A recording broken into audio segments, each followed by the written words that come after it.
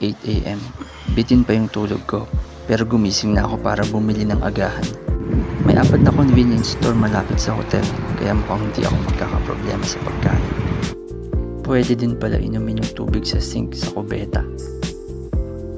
Malinamnam yung ready-to-eat food sa convenience store. Pati mga tinapay, mahal pero sulit na sulit, masarap.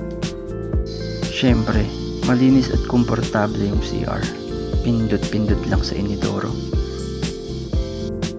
Nakipag-chat pa ako sa helpdesk ng SIM company para sa internet ko. Bandang 1:00 na namin naayos. Pagkatapos, naidlip muna ako ng 2 oras. Tinamad na ako lumabas, pero pinilit ko na lang kasi sayang yung araw. Sa tapat lang ng hotel yung subway. Kumpiyansa na akong hindi maliligaw ulit, lalo na meron na akong Google Map. 5 minuto lang ang biyahe sa subway mula Higobashi papuntang Namba. 4:15 PM ko na narating yung Dotonbori. Hindi ko talaga gusto sa maraming tao, pero parang masaya at mababait lahat ng mga nakakasalubong ko dun. May 2 lalaking estudyante pa na humabol sa akin para lang ibalik yung nalaglag na controller ng selfie stick ko.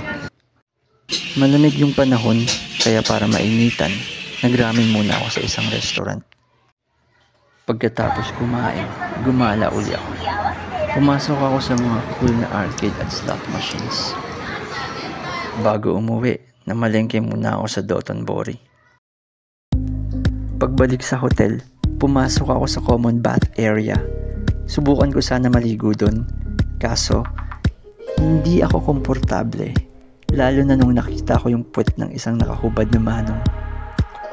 Bandang 11 PM na ako nakatulog.